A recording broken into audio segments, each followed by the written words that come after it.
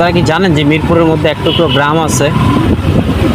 বন্ধুরা, মিরপুরের মধ্যে এক টুকরো গ্রাম আছে, সেটা হচ্ছে আলতি গ্রাম। এখন কিন্তু আমি ঠিক সেই আলতি গ্রামের সামনে দিয়ে গেলাম, যদিও এটা ইস্টার্ন হাউজিংয়ের ভিতরে পড়ছে, রূপনগর থানা ইস্টার্ন হাউজিং, কিন্তু এর ভিতরে ছোট্ট একটা গ্রাম আছে, নাম হচ্ছে আলতি গ্রাম। ঠিক এই যে এই বাউন্ডারিটার পিছনে, মানে এই যে বিল্ডিংয়ের সাইডের পিছন সাইডটা হচ্ছে আলতি গ্রাম। তো আলতি গ্রাম হচ্ছে সেই স্বাধীনতার আগ থেকেই এই জায়গাটা পুরোটা ফাঁকা ছিল। এটা আমি যখন ছোট, আমি তো ছোটোবেলা থেকে এলাকায় আছি, ছোটোবেলা থেকেই কিন্তু এলাকাটা ফাঁকা।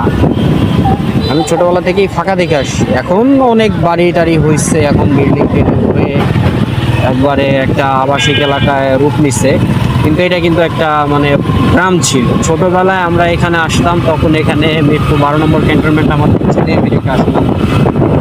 12 নম্বর ক্যান্টনমেন্টে হচ্ছে 16 ডিসেম্বর 26শে মার্চ যে ওরা প্রবোধনী করতো, ছোটোবেলার কথা মনে নাই পুরোপুরি, সেগুলি আমরা আমাদের বাসা থেকে শুনতে পারতাম। তো আমরা এই সাইডটা আসতাম না, এই সাইডটা ছিল সম্পূর্ণ একদম বিল আর হচ্ছে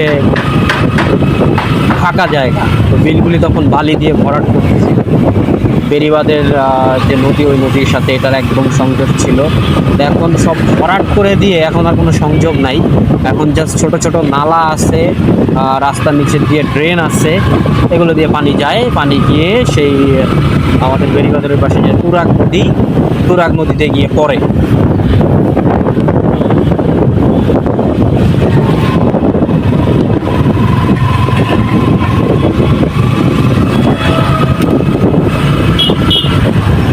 এক পশলা বৃষ্টি হয়ে গেছে।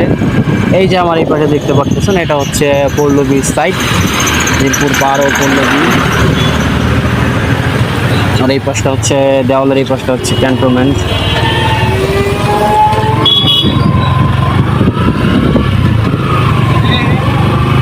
দেওয়ালের এই পাশটা ক্যান্টনমেন্ট, এই পাশটা 12 নম্বর পল্লবী এবং দুয়ারিপাড়া রূপনগরের এক অংশ।